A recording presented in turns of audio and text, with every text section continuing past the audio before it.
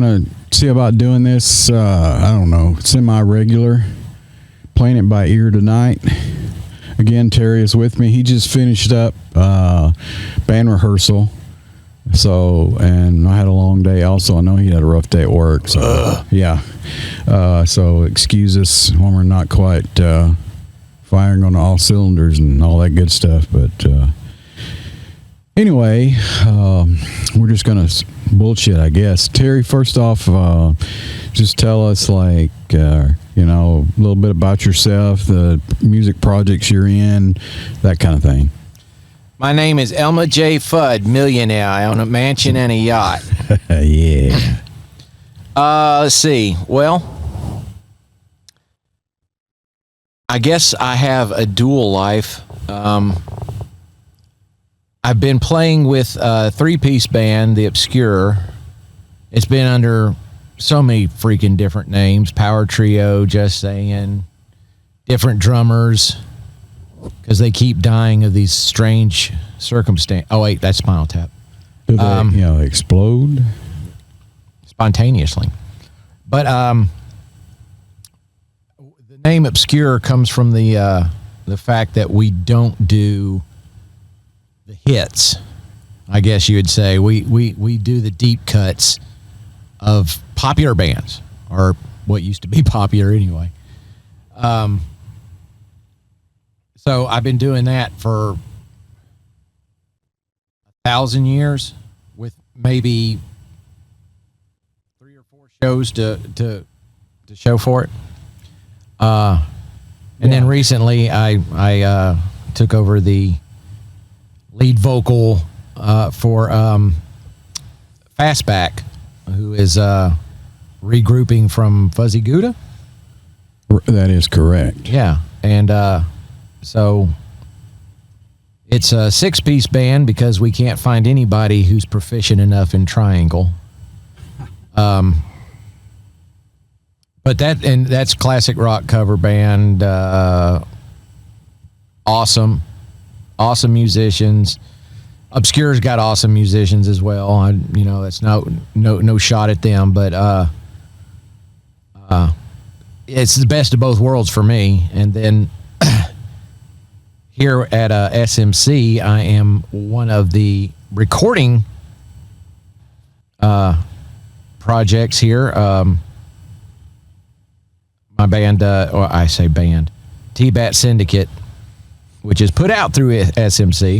And this SMC, who is this guy again? Oh, never mind. Yeah. I have a non-disclosure agreement on that one. So yeah, we've through SMC we've put out six EPs, or yeah, and three singles. Sounds about right. Yeah. And that's just that's my baby. That's my, it's just, that's the stuff I live for is writing music. And you do all of this yourself. And right? I record everything myself. I play all the guitars. I play all the bass. I play I play the mouse, and it sounds like drums, and keyboards, and sing it, and then Matthew Bowser comes in and throws lead guitar on some of it, and Jim Sturdivant has thrown in some lead on that as well, and because I'm as good a lead guitarist as my cats, and that's really kind of downgrading the cats. I disagree, but okay. It's just I've always been drawn to rhythm guitar. It's just, to me, it's just what I've always dug, and I love to listen to somebody play a great lead, but I just have zero imagination for it. And it's, I would prefer to come up with the chord progressions for somebody to play lead over. So that's I get along that way. Well, luckily, we know a few folks that can play lead guitar, right?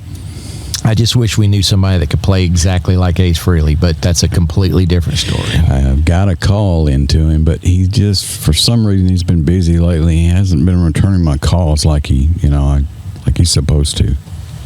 That guy. So I guess that's the nutshell. Okay. I'm assuming your favorite, since you said it was your baby, your favorite project is the self-titled I Do Everything project. Well, yeah, and only because since I started writing songs, and we're talking mid-'80s now,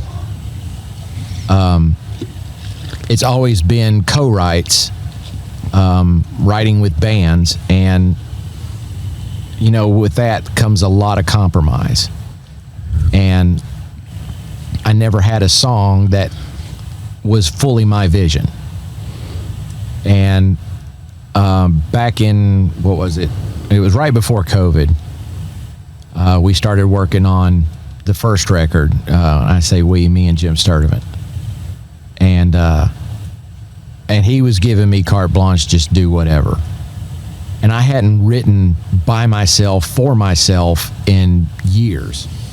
And so it was kind of a relearning process of how to do that, and not trying to think of who's going to be playing what. Because when I write songs, when I'm in a band situation, I write songs for the band.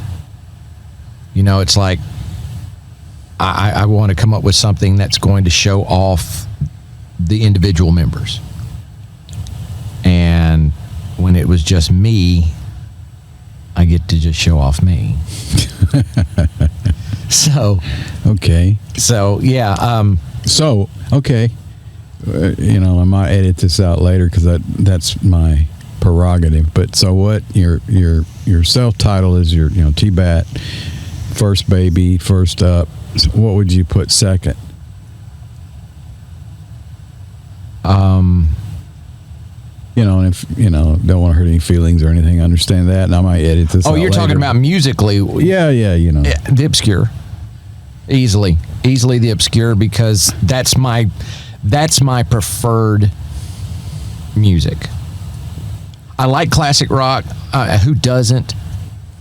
And I really super enjoy playing with those guys because Fastback, because they are just exceptional musicians. Boy, they are, aren't they? They blow me away every week. And just to be invited into that caliber is, it's humbling. But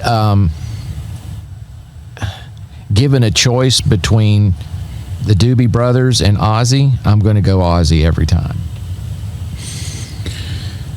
Okay. What about Ozzy doing the Doobie Brothers?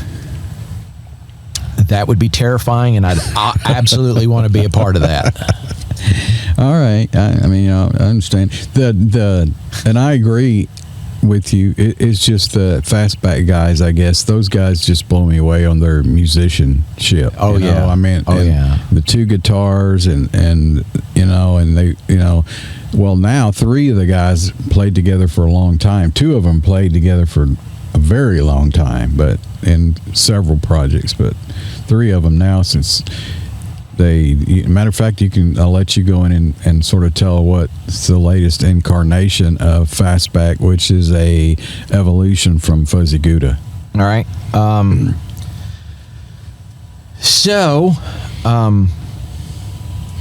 Like I said, 6-man band. You got Robert and Bob on guitars, Robert Briles and Bob Bigelow. And you got Clint Gregory just joined as our bass player. The Travis Hubbard on drums. T-Man. Yeah, and I have a feeling he's to blame for me being in this band. Well, let's say there's another fellow that was involved in it, but yes. Okay. I'll let that go. You let him take that fall. Yes.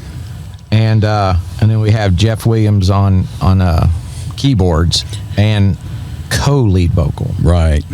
He's very new. Well, both of them are new, but he's been blowing me away too. I tell you, I think that's he's got a long time relationship with the Bobs, right, and it shows. I mean, he plays with them very well. It's like once Clint gets a little more established in. Most of us are playing with one brain, if that makes any sense and doesn't insult anybody too much. But everybody's on that same page. And Clint, attitude-wise, is absolutely on the same page. He's having a blast, and that's what we want. We want him to have fun with it because the last bass player didn't seem to. So it's definitely a fun band. It is. It's an absolutely fun band, and I'll even go as far as to say that I wanted to be a part of that band from the first time you played me a Fuzzy Gouda rehearsal. Right. And I heard them playing Baby Blue, and I was like, I want to be in that band. Yeah, I sort of sensed that a little too. I mean, I love that song, and they were doing such an exceptional job of it. Yes. And then when you approached me and said, they're looking for a lead singer, you think you'd be interested? And I'm like, yes. So, yeah, trick answer, trick question. Okay, cool. Well, let's talk a little bit about the Obscure then. That's your, Again, exceptional musicians. It's always fun, when we, like the other night we played, a couple of weeks ago now? Has it been that long? Yeah. At Maggie's? Because we had that's the right. benefit show last weekend, right. And we were the weekend before. And it cracks me up when we play how much everybody just stares at Matthew while he's playing. Because yeah, they do, definitely. I mean, they stare like they've never seen anyone play guitar before. They stare at Matthew like they stare at Wes in Local Orbit. Agreed. Yeah. They just don't move their head as much. Right. Yeah. Because Matthew is not visually, he's not a rocker. Right. But if you close your eyes, you can just see him leaping off of the drum riser and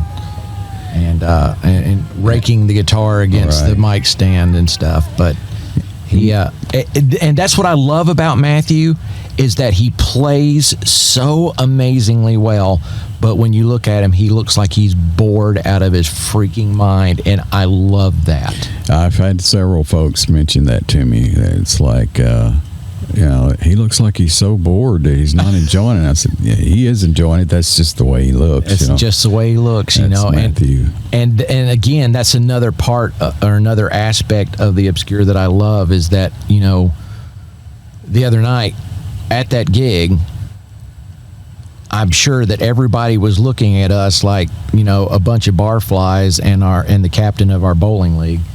And, I had no clue. And then we get up on the stage and sound like we do and do what we do. And it's just their image of us completely changes. And that's why it's my band. I love that band. Let's see. Well, we've talked, of course, you introduced yourself, talked about yourself. We talked a little about Matthew.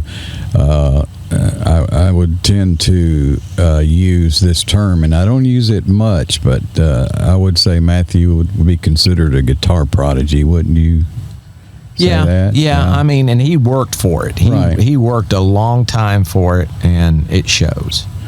And this is not, he's really the only band that he's been in before really that played that much out was Pushing Overload, right? Pushing Overload, yeah. Which I wish I'd have seen them. Yeah.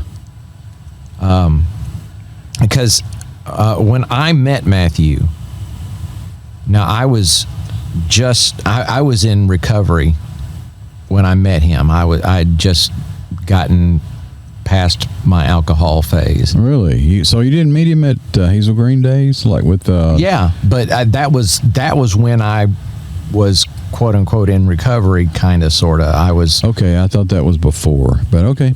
No. No. When you met me, I was full on drunk. Okay, so that was before you met Matthew. Yes. But yeah, after you and I's first meeting, I moved to Missouri for a while. Yeah, I was living in Fenton, Missouri, right outside of St. Louis. I guess I didn't know that. This was after we met? Yeah, and I was gone for about a year. And Missouri is no place to try and be sober. Misery. Agreed. Because there you can get liquor drive-throughs. Drive-through everywhere. I was born and raised here in Huntsville, and I had never in my life thought I would walk into a CVS and they'd have a liquor shelf. Yeah. I never in my life thought that every convenience store I walked into in Missouri, the first thing you see is the liquor. Right. They serve they sell liquor at Walmart. Mm-hmm. I mean, it's everywhere. They don't want you sober, but it's because everyone there is bipolar. Everyone, at least everyone I met. But I did get in a band there. Oh, really? I don't guess I heard about this. No, I don't guess I've ever told you. Yeah, but, well, this seems like a good time. All right, I have to qualify this. Have you ever heard of a band called Hairball? I don't think so. All right, so Hairball is a circuit band. And what they do is they're like a tribute band, but they're a tribute band for everybody. So they have like two different singers.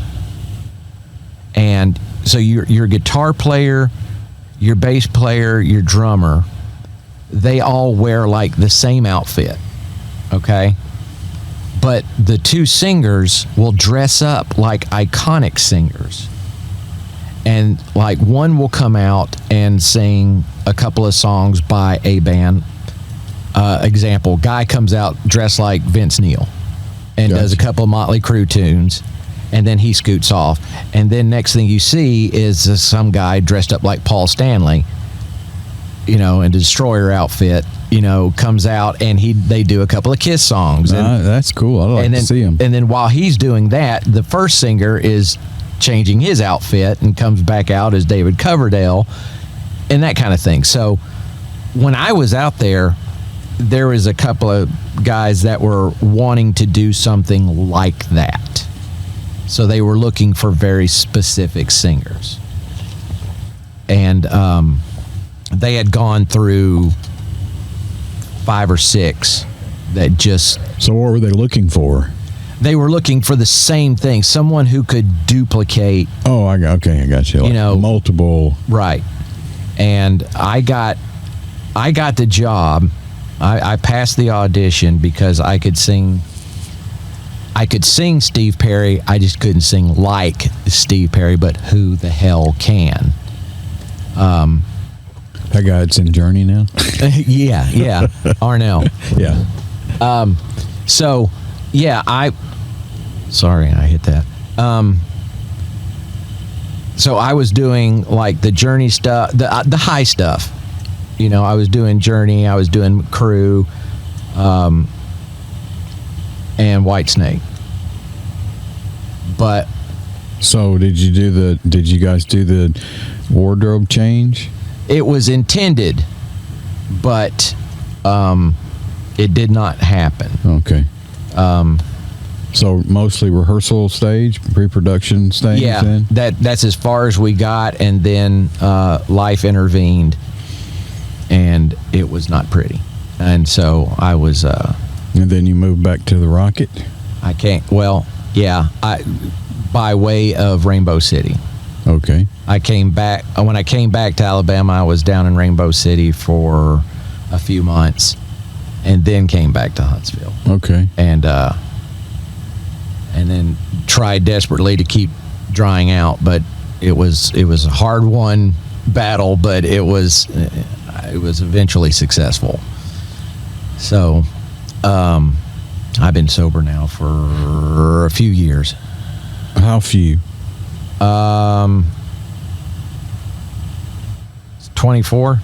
Wow. No. Not that many. It's Come on. 2024 is what I was going to say, because I hadn't known you that long. So 7 years. Okay, that's still respectable. Very respectable. And you know, so far so good, you know. That's amazing. One day at a time. I'll have to disclaimer here. Maybe I was just oblivious, or I consider myself normally fairly perceptive, but I did not. I mean, I knew you drank and all that, of course, but I never.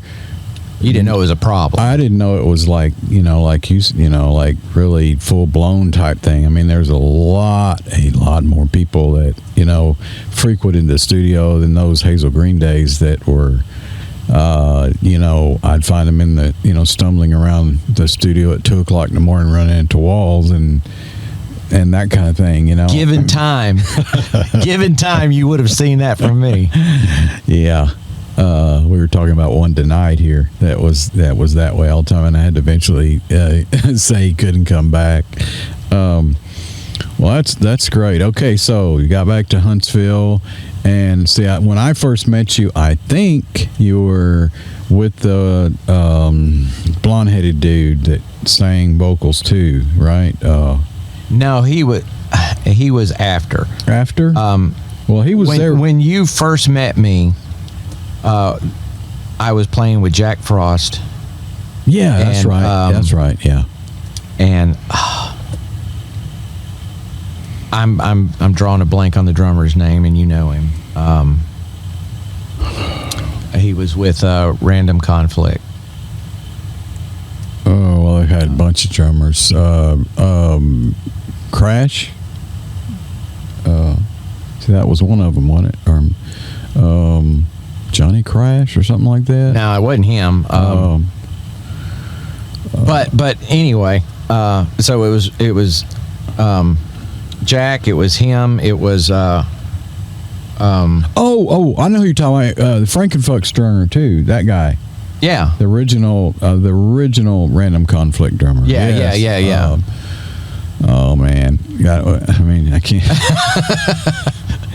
We're editing this out. Yeah, I mean, I gotta come on. You gotta mention that. I'm going to go back and put him in here. But yeah, we came in to do a Kiss thing. Because the first time you ever heard me sing, you heard me sing Cold Gin. Okay, so the Kiss project thing. How prophetic was that? Right, right, yeah. Yeah, we need to talk about that too, by the way. Okay, so, yeah, all right. And then, so the thing with, who's the kid that I'm thinking of? I call him a kid, but he's probably 30-something years old now. But yeah. Blonde hair. Honestly, I was drunk, so I don't remember. Chris? Dude, you could convince me right now his name was Percy, and I couldn't argue. Oh, man, I'm so terrible with names. But, okay. Who else was in the band? Jim, wasn't Jim? That was another. Was it Love Gun or another song? You guys? That was a different band. Yeah, that was a different. Yeah, that was the world's greatest. Macbeth or something. Megabeth, yeah. Megabeth, the greatest name for a Kiss cover I band. agree. That's cool. Megabeth. But but that was the same project, but it was later. Is that right, or same time? Because it couldn't have been much later. Well, they were both Hazel Green. Yeah. So I'm going to say it was around the same time, but I had already played with Matthew at that point. Because to get back to the Matthew thing. Yeah, because I don't think we talked about it, and I don't really know. I don't remember how you hooked up with Matthew and met him and all that. I read a ad on Craigslist when I got done with the personals, and I think I replied to it, and Mike, the bass player, he and I were already friends on Facebook, and he contacted me. He goes, "Is that you that just replied to the Craigslist thing?" And I was like, "Yeah." And you were doing a Black Sabbath thing at the studio. No, Dio. Was it Dio? Okay, yeah, it was Dio. Yeah. And they needed somebody to sing Heaven and Hell. And I was like, dude, I can do that in my sleep, and often do. And so I came out to quote unquote audition, and we didn't do any warm up stuff. It was just like, you want to just give it a shot? And I was like, let's do this. And after I got through the song, they were like, you got the job. And so that was the first time I ever met Matthew, the first time I played with him.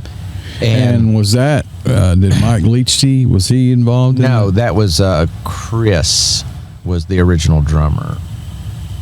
I think that was his name. Okay. A lot of that I can't remember because he scared the living hell out of me driving. Yeah, because I remember, yeah, he okay. Yeah. Oh, the college dude. Yeah, the what did Mike call him? He had a name for him, a nickname. I can't remember that. I can't either. Man, I'm going to have to get Mike in here to fill in some of the. But yeah, and eventually he had to go, and good drummer, but and Mike wow. and Mike and Matthew, kind of talked to me about it, and I was like, look, fellas, I'm with you. Whatever you guys want to do, I'm with you. And then eventually Mike had to go, and so I changed it to, look, Matthew, I'm with you. And I've been playing with Matthew for, over 10 years now. Okay, so Mike, is that when Mike went with Jack's Remains and that whole thing, or? No, it was when Mike was working so much that he couldn't be at rehearsal. Gotcha. And I started playing bass when he couldn't be there. Oh, and then I got you. I was thinking of Mike Leachty, and you're thinking, no. Yeah, I got it. Okay. No, Leachty, the first night I met him, and we may have to edit this or at least do some beeping, but he amazed the hell out of me, because I've never in my entire life seen anybody who could smoke that much weed and play faster. And play fast. It just defies explanation. Okay, so and he was putting double bass to ZZ Top, and I'm like, my God. Yeah. So I was not 100% impressed. I loved the guy, but he was kind of ticking me off that night. And that he was sort of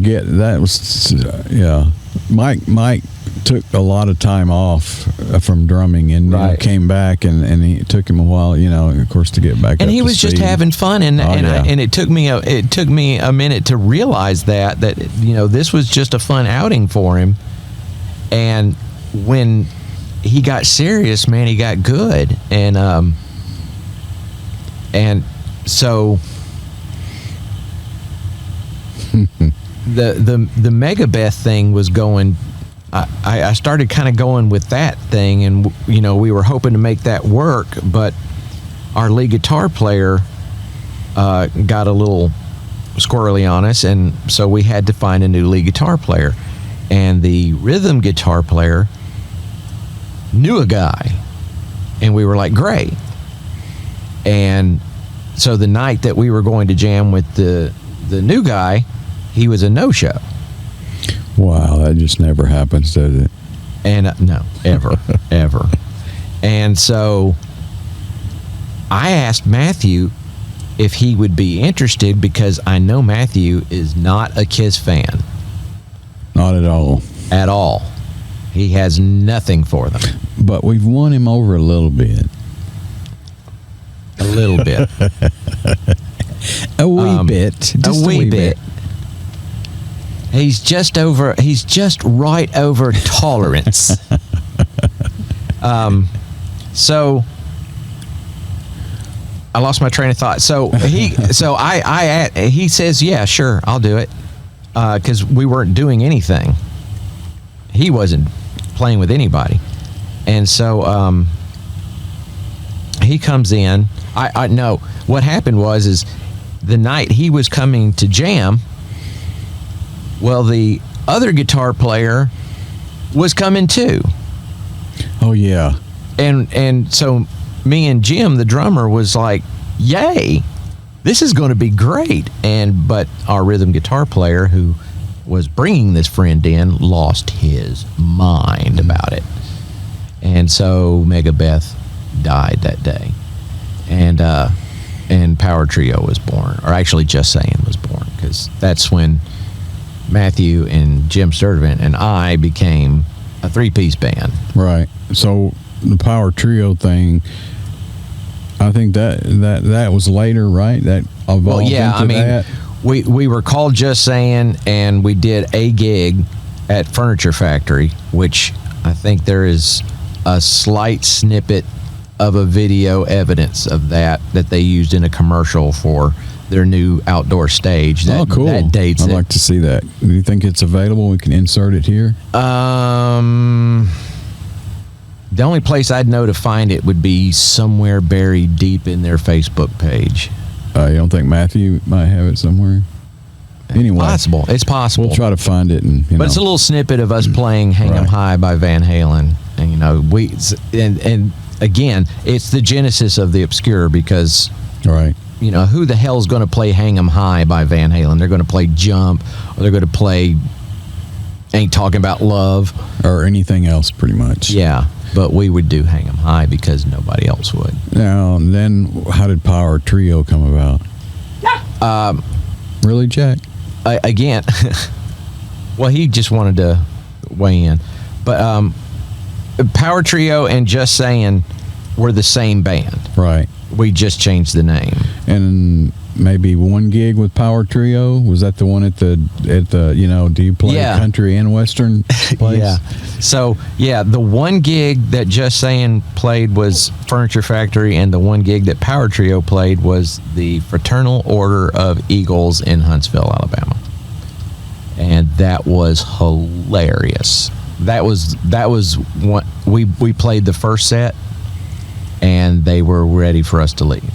Right. And they paid us to leave, because I told the lady when she said, we think we're going to be done tonight, and I'm like, well, we're still getting paid, or you're going to get 2 more sets. I threatened them with more music. You're getting more of the same. We're free to get in, but you have to be paid to leave. We are a Roach Motel. Well, okay, to be honest, right? You told them what you guys were playing, but they didn't listen and thought you were like a country pop band or something, or what? Well, the Eagles is a club, and you got to know somebody, and blah blah blah blah blah. Well, I was working with one of the members, and he was just trying to do. He was trying to be a big shot with the Eagles and bring in a band. Right. And 2, he was trying to help us out by getting a gig. But the Eagles never had a rock band. Ever. And so this was going to be the first. But what he did was tell them that we were Southern rock. Ah, gotcha. And technically it was true, but genre-wise it was absolutely not. You were a band in the South. We are a band in the South, and that's as close to Southern rock as we got. And and I'm telling you, you ain't lived until you see people line dancing to Symptom of the Universe. Wow. Is there any video of this performance at all? I think my wife has some of it. We need a clip of that. Because it was, all 2 of them were doing it. Wow. My favorite part was right after I got my rig set up, and I just hit a string on the bass to see, to make sure I had sound, just bump, And this old lady was walking to the table with her food and almost lost it. And and then we decided to sound check, and we sound checked with an original song, so that we didn't, it was not in the set list, Right. And so we played that song, and those poor people were terrified, and actually had to ask the question after hearing this song, which was called "Where Do You Get Off," and just an absolute power rock song. Think the Rods. She had to ask, "Do you guys play country?" And I just couldn't resist, and I said, "Do we look like we play country?" What did she say? She was not happy with that answer. Wrong answer. It was the wrong answer. And I'm I can't remember what our opening song was, but it cleared the room. I bet. It cleared the room. Well, I'm sure you hear Jack here whining, so this will be a good chance to take a break. Take a break. Let him go out. Okay, let's talk about the KISS project. The deep cuts. Yes. So Matthew had to take a break from the Obscure, and his mother had some serious health issues, which thank God she has overcome. But so I thought we had talked about doing more than the one original that we do have song, and so I thought, let's get back to the studio. I talked to Mike and said, let's get in there and write something, or work on writing something. So we did. Not. Because anytime I have a guitar in my hand, I start playing old KISS songs. Because I can. No. Yeah. I'm shocked. Yeah. So I just started playing these old KISS songs, and of course Mike, being a KISS fan himself, attempted to play along. And as usually is the case, we'll do a song such as "Got to Choose," or your man is working hard, or "Love Her All I Can," and that makes you sing that song for the rest of the night. No, I never done that before. And I'm assuming that is what gave you the idea of doing this, plus the fact that I am somewhat of a aficionado. Yes, a small KISS fan. A small KISS fan. And when I say that, I don't mean that I have a room of KISS memorabilia in my house. I mean that I know every freaking note. I know the tone and timbre of everything. I have a very intimate, forensic knowledge of their music. Yes, he's a great resource, reference material. Yeah, I did sort of, and I thought, as you know, I'm sort of, I like the early stuff. I like up to Alive, a little after I'm Ant Destroyer and Rock and Roll and Love Gun, but less and less later stuff, and I'm not a fan of a lot of the other stuff. Revenge is pretty cool. Yeah. But anyway, I like the first three albums, the tunes on the first three albums, not necessarily the production. But Alive was my, that's the benchmark. I still think that is one of the best live albums ever. Agreed. And that's in there's a lot of great live albums out there. But, and wore multiple vinyl copies out, 8 tracks, even some CDs that just got played so much that they fell apart. They started sounding like Tom Petty. Yeah. Uh-huh.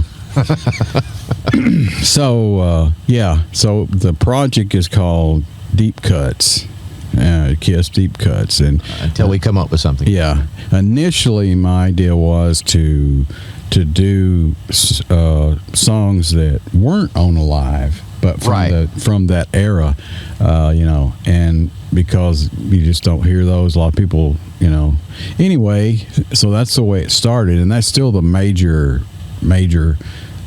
amount of the tunes. And we slipped, we started having so much fun, and it was coming together great. So we started saying, hey, what about if we do She? We'll just do one, and then it sort But of. we have to do She like the live version, Right. Like the Kiss Alive Right, version. not the studio version. Yes, the definitive version, and then there's some others creeping in there. So that's how it started, and we were making really good progress, but we've got some problems with somebody do the ace parts. And it breaks my heart too, because Ace is not a virtuoso. No, not a super technical player. No, but there are so few people who can actually emote with their guitar like he could. yeah, those dinosaur bends and My God. yeah, It's what makes hammer-on Ace. pull-offs and that he does, and that it's just like, I'm sure there's plenty of professional. They hired the guys in the band to sound like Ace, so Right. Right. So And the other part of this equation is that we wanted the songs to sound exactly. We want them to be played exactly like they were played, just Right. recorded better. right, Because of the aforementioned production was not the greatest on those first three albums. right, And so, finding a lead guitar player to come in and throw solos on those songs, we could have done that months ago. But to play the exact solo, that's where we run into an issue. with the feel too. Right. Not just the note for note, but with the same feel, and And we both have to give it to Leach D, because Peter Criss is not his forte, definitely not his wheelhouse. Yeah. But he went in and studied and worked, and Yes, he did. he did an amazing job Yes. on those songs. Yeah, so and it seems like too every time we put this out here, we get folks that say, I'd like to put some leads down, but it doesn't seem to pan out. They don't show up, or they see the song list and then they go, so I think we're just going to have to post the address and say, don't comment, just show up. yeah, okay. If you bring in a guitar, Bring a guitar. bring a guitar and wear one red sneaker and one one yellow one sneaker. yellow sneaker. Hey, Kylie. Yeah. And be sure and noodle and play while we're working on other stuff. Please. Yes. So, if you listen, if you think you know how to play an A solo note for note, I dare you to show up at SMC Productions and put it on tape. Yeah. That'd be great. That would be really great. Yes. I will buy you the soft drink of your choice. I'll even go a little farther than that. And also, in the songs, I know I have a playlist on Amazon, so if anybody's interested in the songs we're doing and interested in doing that, I'd be happy to send that to you. But and we've done that to several people, and they seem to, I don't know, maybe be. I'm going to tell you my theory on that. I'm going to say that at least half the guitar players who read that and said, "Oh hell, I could do that," and then they go and listen to the songs and go, "Oh, yeah." Because the songs that we're doing, no, they're not on a live, and the reason is because They were hard to play. They were hard to play. Yeah. And you go listen to the guitar solo on Lover All I Can from Dress to Kill and tell me that man couldn't play guitar. I dare you. Sort of the Gene Simmons syndrome too, you know. Bass players, oh yeah, that stuff's easy. I'll come in and do that, and then okay, here's the song, and they're like, okay. Because and you know what, I was that guy. I play bass, and I'm a guitar player that plays bass, so that kind of qualifies what I'm about to say. And so I'm like, well, yeah, when we do this Kiss thing, I'll just play rhythm and bass.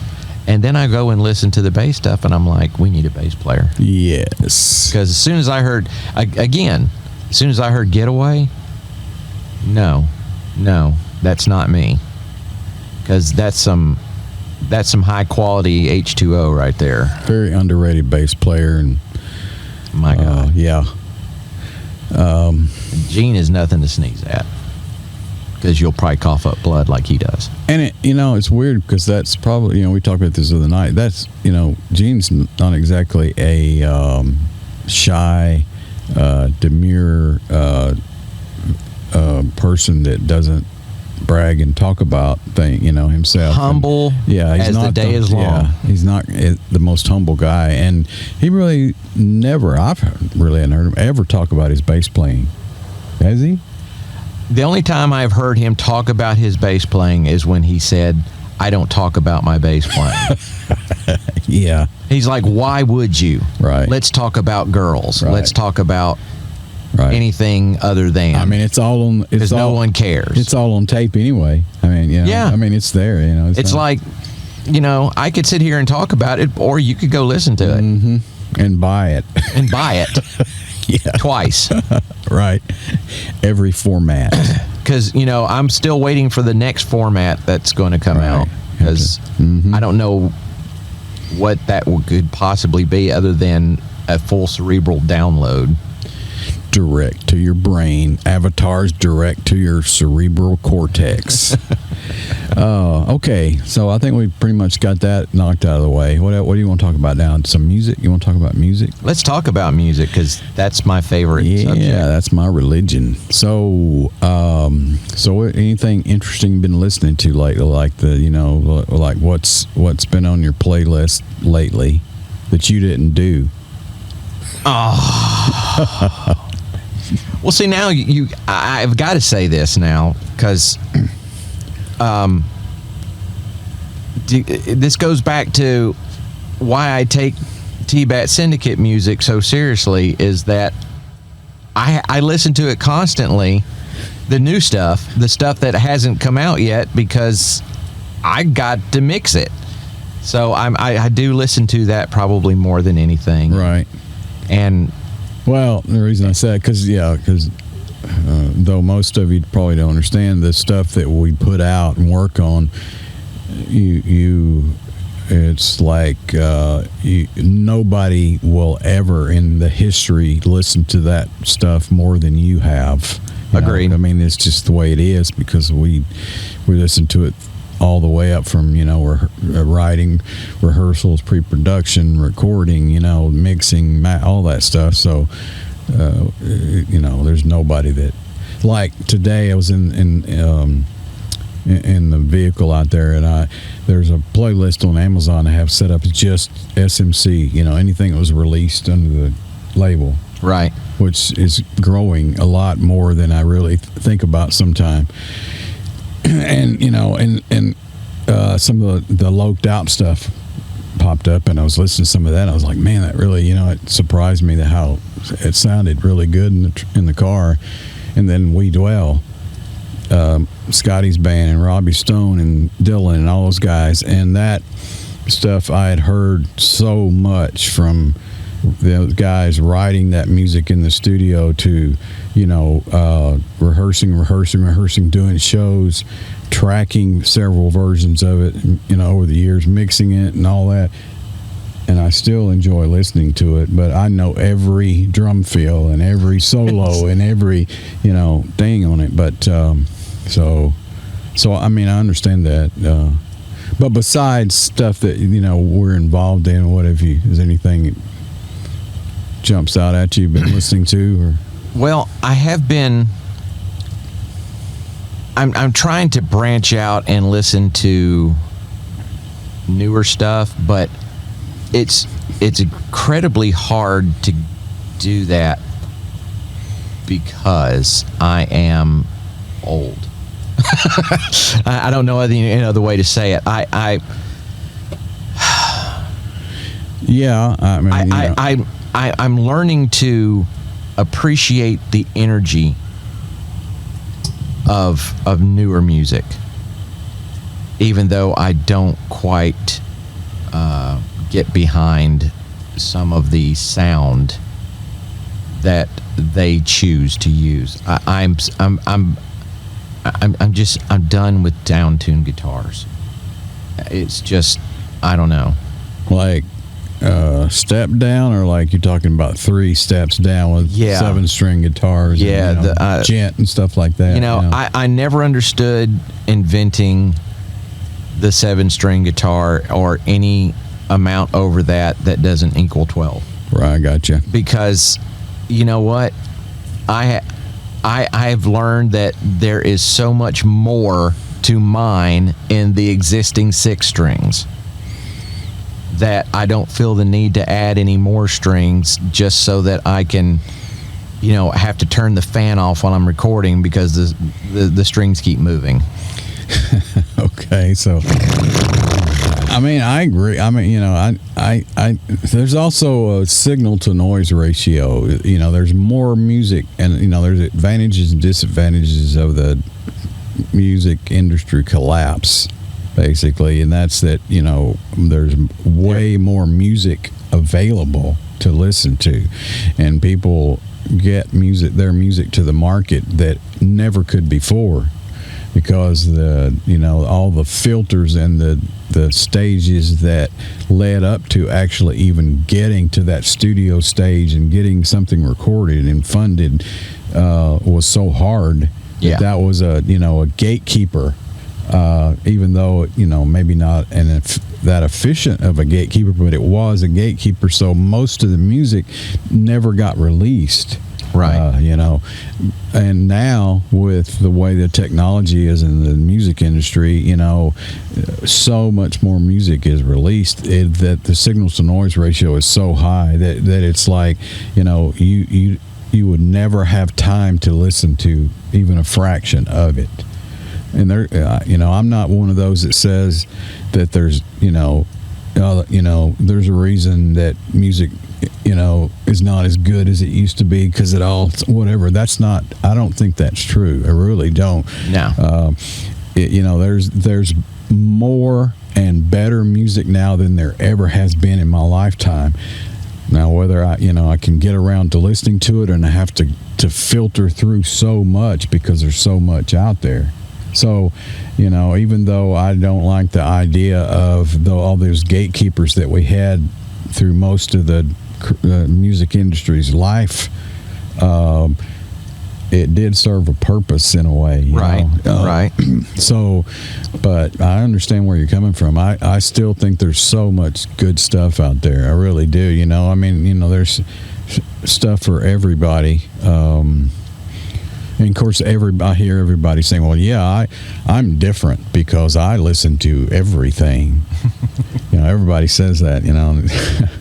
So. Well, Jim Sturtevant told me, when I was, you've heard in my own stuff, in the T-Bat Syndicate music, you've heard my influences. Right. You will hear a song and you'll go, "Where did I hear that from?" And I'll pull stuff from Nazareth. I'll steal from everybody because I can. But again, I'm 57 years old. I've been listening to music for a long time. I actually remember hearing Bohemian Rhapsody on the radio when it first came out. Sure. I'm that old. And I'm older, unfortunately. Yes. We both predate the Big Mac. But you can't listen to music that long and not be influenced. It's just, there it is. But and again, I lost my point because... Well, I was asking you about, new stuff, and if anything comes to mind, Right, and see, going back to what I said earlier, well, that's what I was going to say, was, when I say that I learned to appreciate the energy in it, well, I mean, I know what it takes to make these songs. I know what the process is.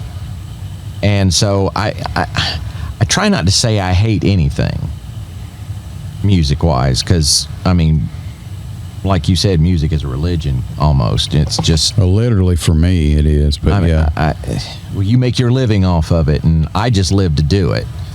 I have a plaque in my studio that says, I don't do music because I think I'm great.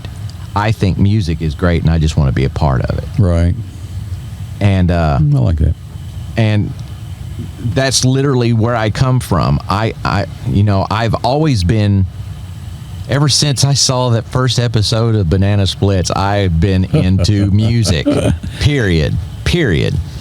And my older brother played in bands. He was in one of the hottest local bands when I was but a wee lad. And he was, one of the best guitar players out there. Have I ever met your brother? No, thank God. But you would not believe that we were brothers, I'll say that, because we are nothing alike. And I don't say that bitterly, but I do. But I mean, he was just part of... I used to watch his band rehearse and just was totally enraptured with it. I was just, this is what I love. And I didn't even, I had no idea what music, could have that effect on me at that young an age, but I knew I always wanted to do music. And, but to get back to what we were talking about, the new bands and stuff. So again, I don't like to say that I hate anything, because everybody contributes to the same pool. And if they're doing it, I'm listening. And I prefer now to listen to brand new bands, or be introduced to bands that I did. How long has Echo and the Bunnymen been around? Forever, since like the early 80s. And I've never heard a song of theirs until last night, ever. And I mean, they're just kind of in my opinion, they're just like a generic version of The Cure, but I like The Cure too. I go through phases, but I'm constantly on the search. I know we talk about a lot. Hey, you heard this, and you do the same thing. Have you heard this album? Or whatever. Right. And it otherwise, like I said, there's just so much out there. You can't, you got to have as many sources as possible coming in, or you can't even. Because you're not going to get it by public. You're not going to hear it on the radio. You're not going to get it that way. But so I'm constantly listening to new stuff, but then I'm listening to old stuff too. Right. Sabbath. Miles Davis, whatever mood I'm in. Old school country, whatever. It's just whatever mood I'm in, I'll be listening to that, and then maybe a few minutes later, or the next time I'm listening to music, a couple hours later, the next day, whatever, it might be all new, newly released album by somebody I've never even heard of, and of course I've been sort of on a vinyl kick too, but yeah. And that helps too. That sort of helps me weed it out. Is it on vinyl? Oh, let me try that. I'll get that. I'll listen to a couple songs, and then I'll get the vinyl. Like last night, Robert, he's a huge Pink Floyd fan. Loves Pink Floyd. thought he knew everything about Pink Floyd. And he didn't know the movie. He didn't know. Had thing. No clue that More was a thing. Right. You know. Well, it's not. You know, it is sort of. I mean, it's not like it's not public knowledge, but I mean, it's not really hardly talked about. Yeah, I mean, it wasn't one of their standout things, but it was still good. Yeah. And basically, they wrote a soundtrack for a movie. You know, they just wrote all the music. So you remember the movie Maurice, man? I've never seen that movie, and I need to. But yeah, I'm the same way. When I hear a brand new band and I like it, I want to go hear more brand new bands. But if I hear like a new album by an old band, you know, I might get on a kick. Right. You know, because like every time Tool comes out with an album, that's pretty much all I listen to for a month. Boy, I'm with you there. Because you know, you can't. There's no way you can hear everything on the first go through. You know, and I'm one of those rare. Speaking of Tool, I'm sort of different from most Tool fans that I've talked to. You know, most Tool fans prefer the early stuff. You know, that's the classic stuff. I'm the opposite. I'm with you. See, I think I like it, but I think they progressed and got better and better at what they were doing. And like 10,000 Days, to me, they sort of hit a pinnacle. That album, yeah. And you know, I think that album was like a whole album of what they learned, all leading up to it. Yeah, and if they hadn't, then they need to hang it up because if they're not learning squat, you know. But a lot of bands don't do it that way. You know, it gets more watered down and less of what they did early on. Agreed, you know. Instead of more, and I think they're the other way around. But they're amazing musicians, amazing people. So I think very unusual. That'll be an episode all by itself. Oh, yeah, pinnacle albums. Right. Oh, that's a good idea. Yeah. Very good idea. Yeah, you know, to me, a lot of bands, and it's not fair, really, you know, ever because, you know, a first album or premiere album of any band, normally, especially in the classic days, you know, the way things were done, they had wrote those songs and played those songs live for years before they ever recorded them. You know, I mean, they were, you know, molded them, and I mean, they'd worked on them, and you know, probably at least, you know, played shows and all this around, so they had 2 or 3 times as many songs as were on their first album. But that first album was the snapshot of the best stuff that they'd been playing for years. So, you know, that first album was awesome, and then the second album, if they were lucky, they still had songs that they'd been playing all the time, and then the third, they start, you know, they're running out of songs. They got to write songs in the studio, they got to write new songs, whatever it happened to be, and so that's a natural progression to me, you know, for a band. So that's why that happens. There's other reasons too, but yeah, Tool is the way you should be. I mean, they did it backwards. they were like, you know, like aging in reverse or whatever. But in my opinion, but is there any other bands like that? I know there are, but you know, nothing comes to mind right now. That got, you know, that started off strong and just kept getting weaker and weaker. No, that started off strong, but got better and better and better. Right, and Van Halen. I'll put that to the Pepsi test. Yeah, because you know the first album was phenomenal. Yes. But and it was groundbreaking in a lot of ways. Right. You know, to me, the first time I still remember the first time I heard the vinyl, putting it on the turntable and cranking it up. I mean, I think You Really Got Me on the radio and Running with the Devil or something. I think that was, they put those singles out, or they were, you know, they're playing a little bit before. Anyway, the album dropped, and you know, you got to hear all these songs, and it just blew me away. Not only I'd heard some of the songs on the radio, of course, but it sounded live. Okay? Oh, yeah. You know, it didn't sound dry like most studio albums were. You know, and at first I said, is this a live album? You know, no, it's not, but it sounded live. Of course, now I sort of know why, you know, how they did it and all that, and it makes sense. But the other day, Rick Beato, you know, I'm sure you've seen it too, and it pops up on my feed a lot where they're sitting around and Rick's playing it on his cell phone, the drum overheads for Eruption, you know, because they basically live did that. I mean, you know, it was not like it's done now. You know, they tracked those stuff live, and the vocals were, of course, overdubbed and worked on for a long time. But so, you know, they're listening to the drum overheads, which, you know, for you guys who don't know, they usually had a couple of mics and maybe some room mics that are over the drums that usually catch cymbals and the room sound and everything. And hearing Eddie play Eruption, you know, through the drum overheads it just blows you away, you know. So that album, you know, I like as they progress, but they, you know, I'm not sure I would put them in the realm of Tool, because what was it, Van Halen 3? Which was the one that had covers and stuff on it?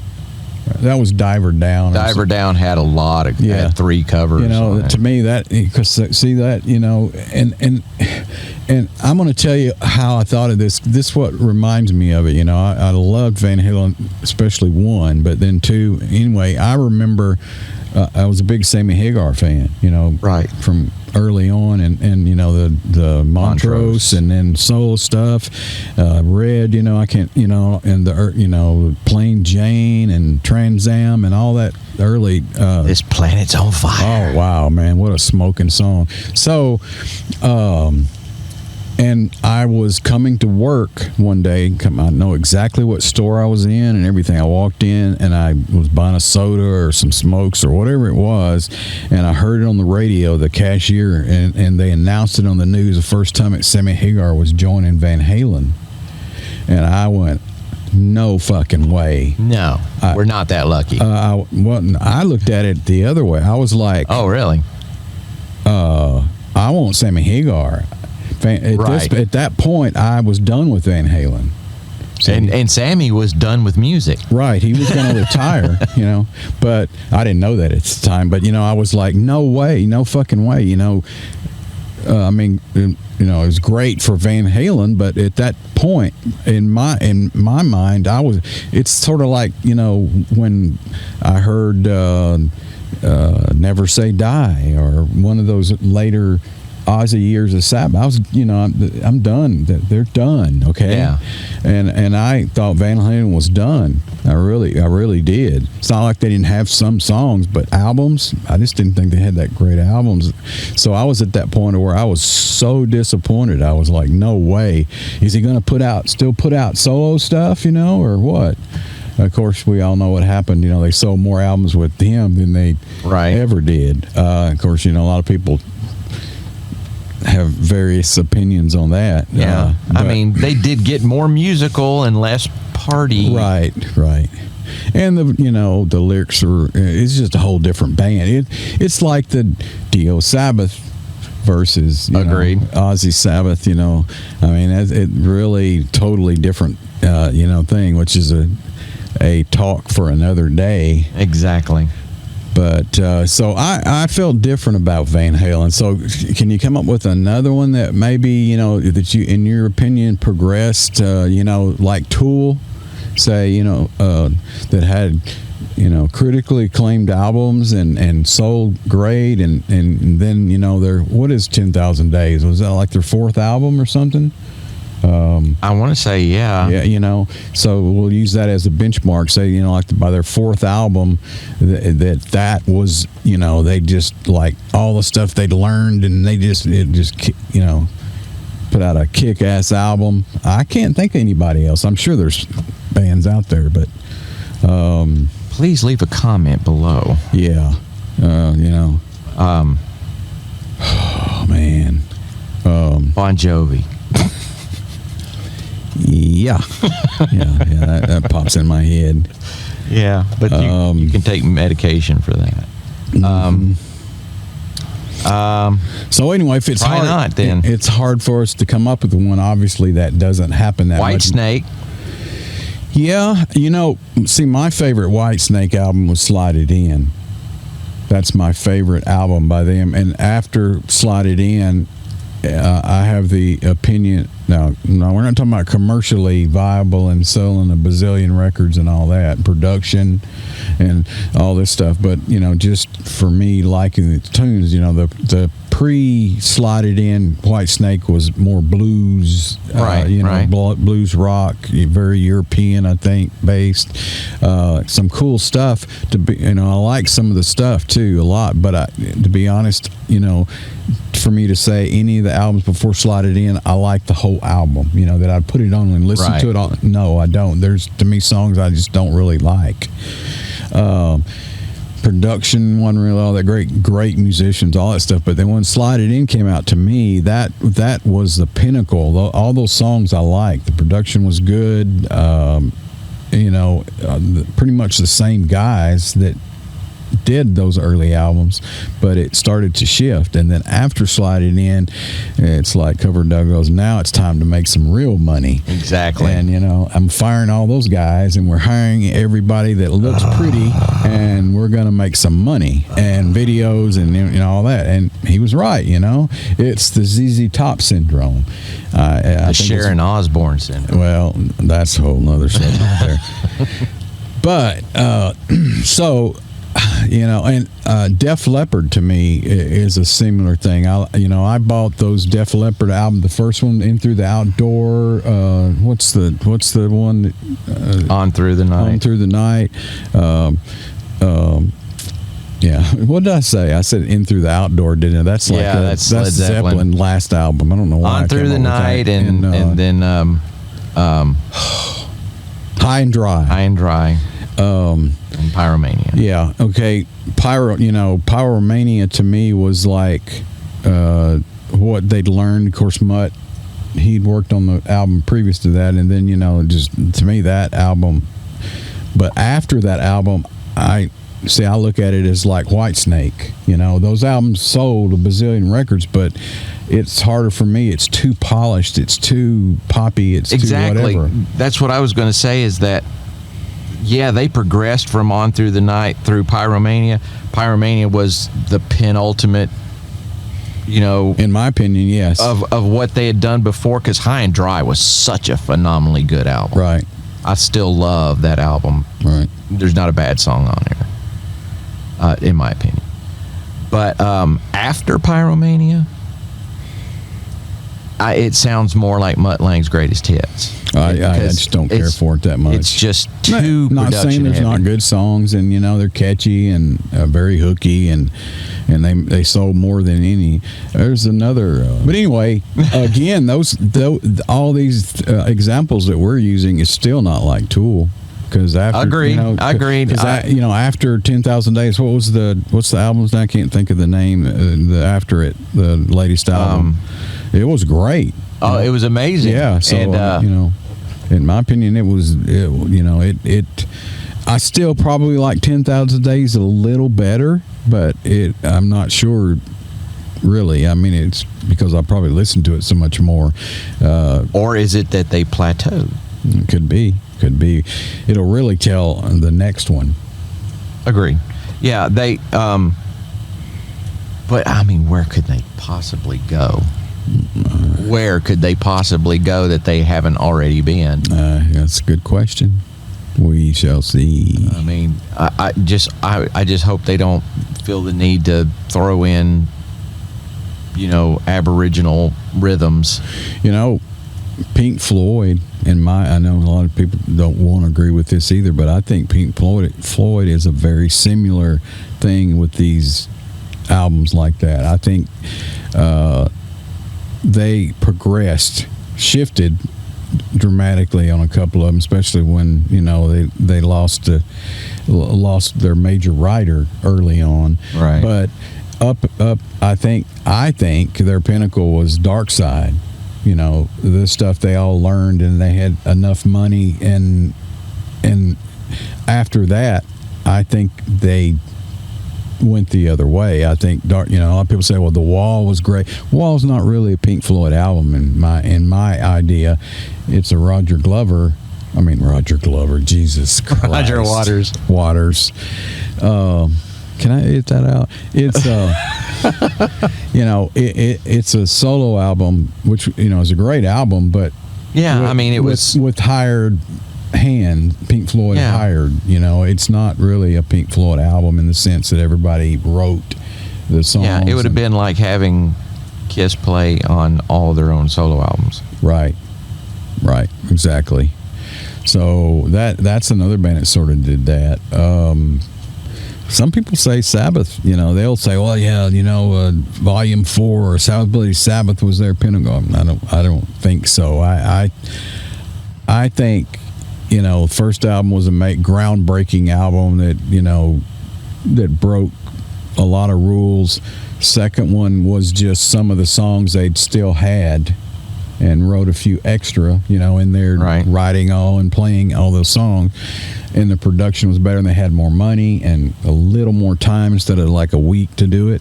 And then the third one, heavy as hell and great songs, but the production, if you listen to it, it's heavy. It's one of the real heavy album, and some of my favorite songs, Into the Void and Lord of This World, but it's muddier sounding.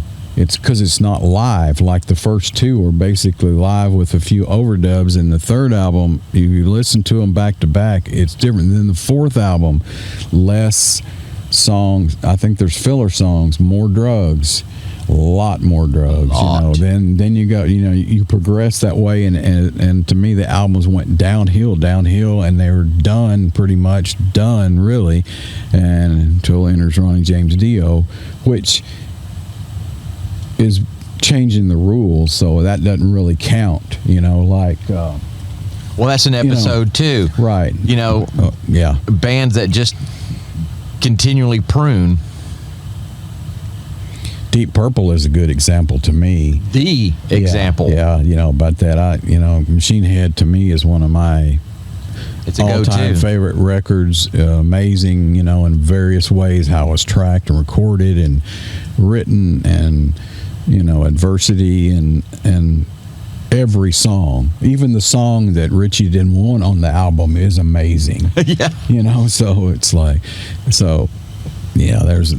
but we've got many episodes to talk about stuff like this. Wow. Does there anything, we're probably at over an hour. Of course, I'll edit some of this down. Yeah. They're like 20 minutes. Well, everybody's attention span nowadays. They'll get the opening like, who are these two guys? Click. Yeah. Move on to the next. Is there anything else you want to talk about today that we intended to, that we really covered more ground than I was planning on it, to be honest? Just selfish promotion is all I got. Fire away. So in October, I'm going to be releasing the next T-Bat Syndicate.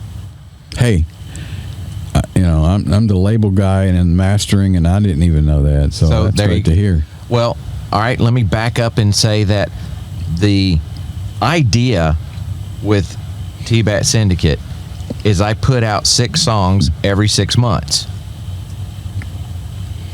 And if you go back and look, that's the way it's been. 6 songs every 6 months. I would have bet money and raised my hand in court that was not the case, but I'm sure you're correct. I am, because I'm that anal. Right. If you don't believe me, go to the bathroom and read on the wall for yourself. I'll do that right away. So this October will be the 7th big release. And this one is going to be about cryptids. All original, no covers. Cool. And songs are all about cryptids. Bigfoot, Chupacabra, Mothman. They all have their own songs. This is cool. I'm looking forward to the cover. I'm going to show you after we get done here. Cool. Well, maybe we'll pop this up and a little preview of the cover. Oh, yeah. I'll what I meant to ask you while we're documenting this. I know you wanted, because we're all, whether you guys know it or not, if you ever mixed or anything, you're never totally satisfied with anything. I mean, you got to give it up and put it out or whatever. There's always trade-offs. It's, you're doing it for somebody else or whatever the case may be, and you always want to go back and go, we could have done that better. Let's redo that, and that can be a rabbit hole. But you were talking about touching up, maybe remixing some of the older stuff and re-releasing it. Yeah. Is that still going to happen? Or that is going to happen as soon as the economy gets better, because it costs for me to do this. It does. Yeah, there is that. The economy gets better. Wow. Yeah. I'm not sure this is going to happen, guys. I hope it happens. It's going to get better. Yeah. But no. If it gets worse, no. Again, I guess we could edit this back into the beginning, but when I did my first record, I was recording with Jim Sturdivant at his studio, right? And that was the MO for almost my entire recording career up to that point. Is going to someone's studio and doing the recording, and just being the creative guy. I just come in with the songs, and they do all the real work. Gotcha. And when we were recording that first record, COVID hits. I'm stuck at home, not being able to finish my record, and he's already got me cranked up to writing songs again, and I write like 40 songs, still waiting to finish the first record. And I broke down and did something I never thought I'd do, and I bought recording equipment and started recording myself. And what I intended to do was record demos, and then I could go into a real studio and record them. Right. And which is the way it used to be done all the time. And it just got to the point where it dawned on me that if I was going to invest so much time and effort into my music, I need to learn how to do this myself, because I'm relying too much on other people to do my music. And no matter how good other people are, or how receptive, or how, it's never going to be exactly the way you heard it in your head, the way you wanted to do it, the way somebody else. It's just not. That's just not happening. I mean, somebody might get close, right? But doing it yourself, if you get that ability, it's now there. There is an aspect of the collaboration. I've always been a believer in collaboration part. There's something added to that, when you have somebody writing, say, the parts, that you've got it basically down, but they're a drummer or they're a bass player or they're whatever, and that's their job. So they add something that you wouldn't have normally thought about. And I was fortunate enough to learn very, very early on, when I started writing songs, not to think you have the right idea the first time. I wrote a song, actually, in my first real band doing real original music. 3 of the 4 of us were working on a song, and we thought we had just written the next Stairway to Heaven, or excuse me, the Stairway to Freebird. We just knew that we had the greatest song ever written by anyone at all. And finally, the drummer showed up. he was only 2 hours late, but he showed up. And there was not even hellos. It was just get behind the kit. We've got a song we're working on. And we start playing it, and all of a sudden, he just assumed from what we were playing that we were going to do a build-up and change tempo. And why he thought that, couldn't tell you. But guess what? That's what that song needed.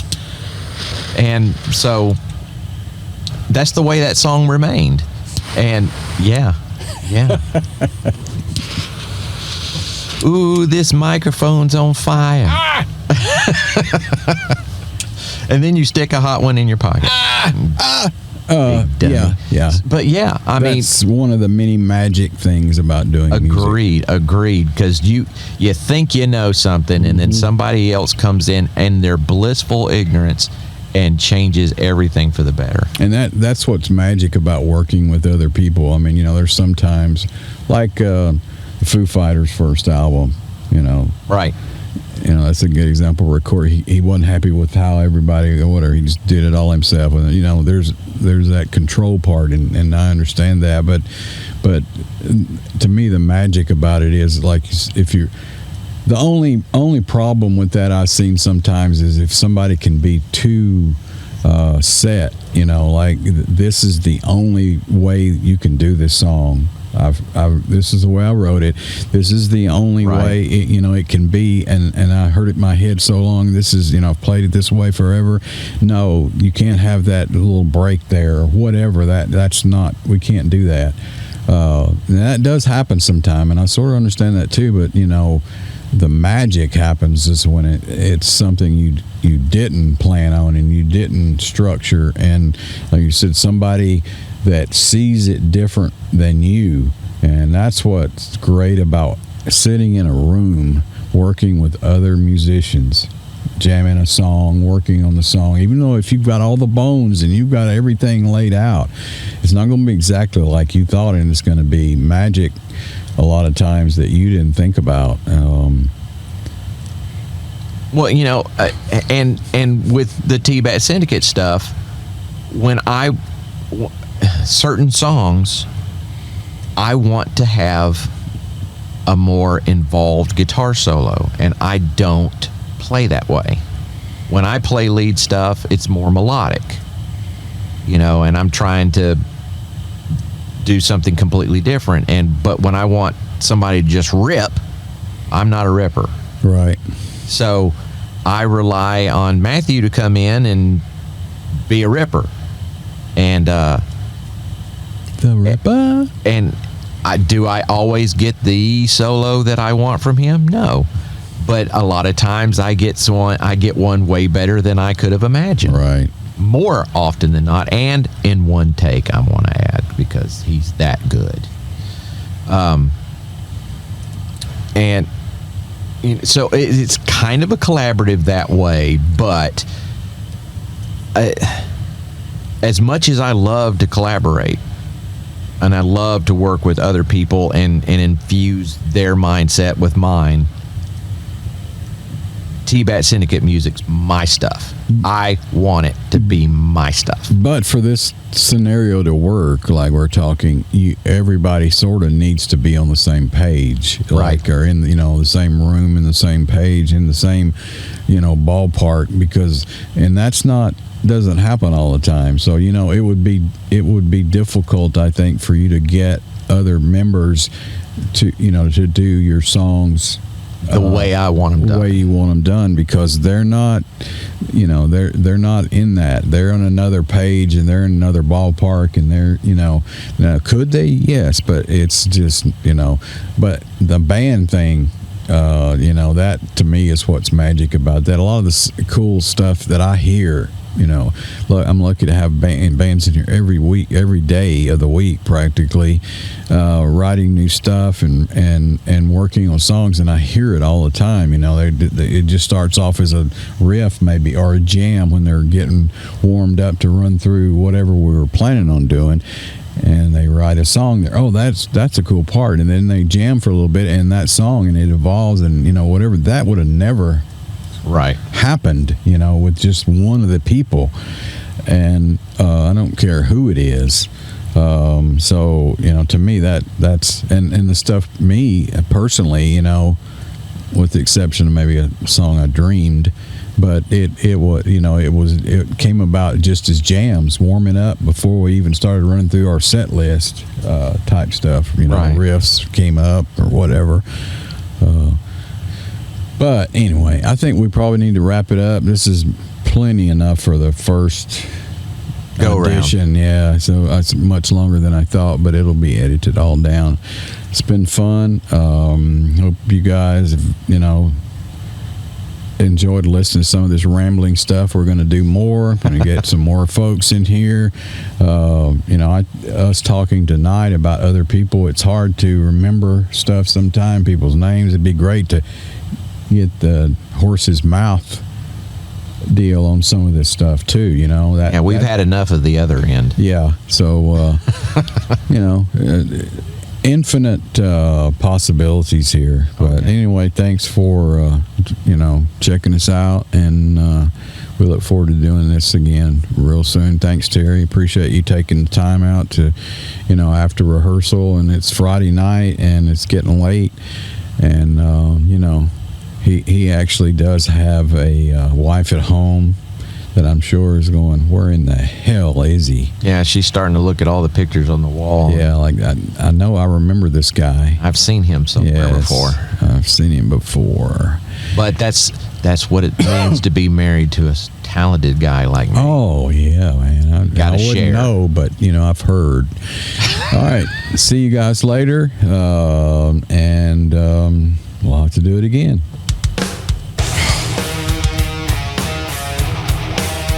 I think that